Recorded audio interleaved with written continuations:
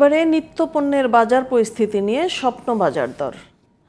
কাঁচা পেঁপের কেজি ৭০ টাকা, ভরা মৌসুমেও ৫০ টাকার ওপরে সব সবজির দাম। মুরগি আর পেঁয়াজের দাম বাড়ছে হু হু করে। বাড়তি দামে বিক্রি হচ্ছে মাছও, তবে স্থিতিশীল আছে চাল ও ডিমের দাম।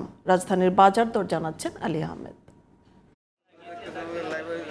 বাজারে রয়েছে মৌসুমি সব ধরনের শাকসবজি, তবে চড়া দামের কারণে বাহারি সবজি কিনতে হিমশিম খাচ্ছেন ক্রেতারা। সবসময় নাগালে থাকা কাঁচা পেঁপের দামও কেজি প্রতি ৭০ টাকা হাঁকছেন বিক্রেতা। ৫০ টাকার কমে নেই কোনো সবজি। আলু পেঁয়াজের দাম বাড়ছে প্রতিদিন।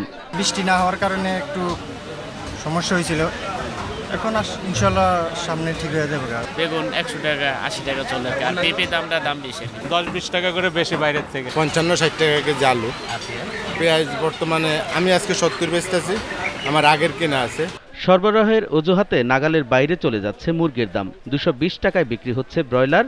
বাজারে সরবরাহের কমতি না থাকলেও মাছের দামও বেশ চড়া। কাতল মাছ বেচতেছি ৪০০, রুই মাছ ৩৫০, ৪০০ এরকম। দেশি বিক্রি হইতেছে এখন ৭৫০ টাকা কেজি, আর সোনালী যেটা এটা বিক্রি হয় ৪০০ টাকা কেজি। দাম বাড়ার কারণ মালের শর্ট, মাল নাই।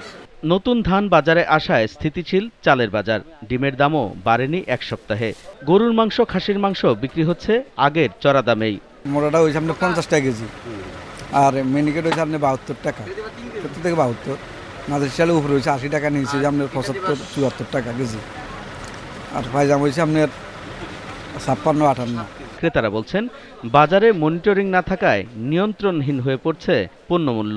প্রত্যেকটা জিনিস কম বেশি হবে। যেমন পেঁয়াজের দাম কম ছিল, এখন একটু বাড়ছে। আদা রসুন দাম একটু বাড়ছে, এরকম প্রত্যেকটা জিনিসের দামই বেশি।